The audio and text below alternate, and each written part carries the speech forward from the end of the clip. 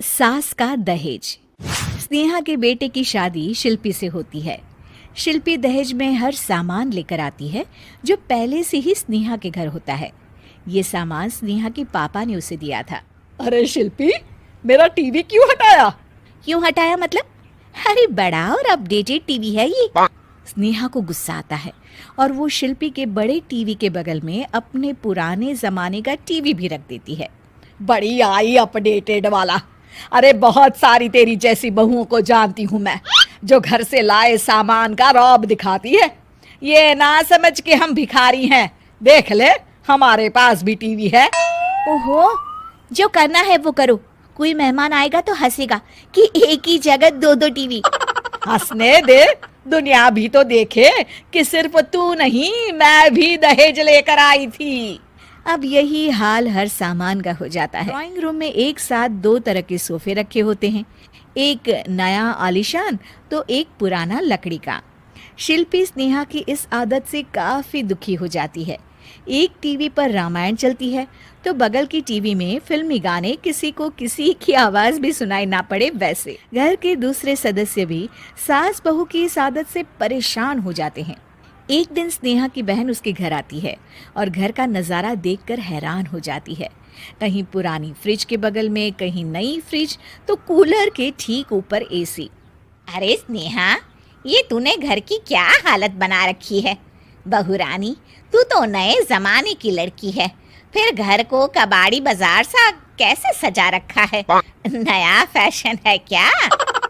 देखिए ना मौसी, माँ जी अपना पुराना सामान निकालना ही नहीं चाहती। वो सोचती है कि उनका ही सामान घर में रहेगा। अरे बहन, तू इस मामले में ना बोल तो ही अच्छा है। मैंने बहुत सी बहुओं को देखा है अपने लाए सामान पर सास को धौंस दिखाते, और मैं भला किसी की धौंस को क्यों सहन करूं? मेरे पास तो सारा सामान है, और वैसे भी क्या कहते हैं, ओल्ड इज गोल्ड। अब क्या था, शिल्पी ये सुनते ही भड़कती है और जोर जोर से चिल्लाने लगती है। वाह माँ जी वाह, जरा अपना सोफा तो देखिए, ऐसा लग रहा है खुदाई से निकला है लकड़ी का। और मेरा सोफा देखिए कैसे लेदर की चमक और गुदगुदा सा है।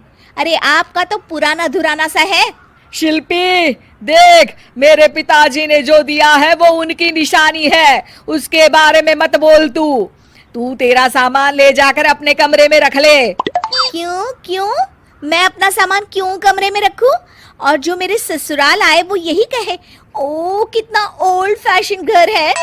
दोनों की बहसा बहसी में मौसी सर पकड़ लेती है। तुम दोनों जब देखो तब लड़ती रहती हो। मैं तो चली किचन में बादाम का शरबत बनाने। सुन, बादाम का सिलबट्टा जो मेरी माँ ने दिया था उसमें पीस लेना। तो शिल्पी बोल पड़ती है, मौसी कसम है आपको, आप मेरे पापा की दी मिक्सी में ही बादाम पीसिएगा।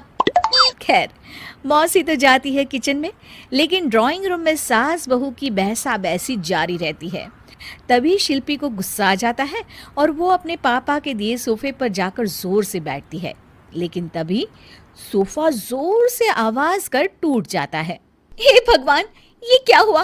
ये सोफा कैसे टूट गया? बेटा, अब समझ में आया ओल्ड इज गोल्ड क्यों कहा जाता है। टूट गया ना तेरा सोफा। तभी किचन से जोर से आवाज आती है और मौसी काली पीली होकर किचन से बाहर निकलती हैं। शिल्पी, तुम्हारी कसम के चक्कर में मैंने बादाम के लिए मिक्सी का उपयोग किया था, लेकिन जैसे ही प्लग ऑन किया, अरे मेरा ये हाल हो गया।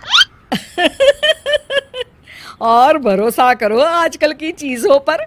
मैंने तो कहा था तुझसे, माँ की सिलबट्टे पर बादाम को पीसती तो तेरा ये हाल ना होता और स्वाद का स्वाद बरकरार रहता।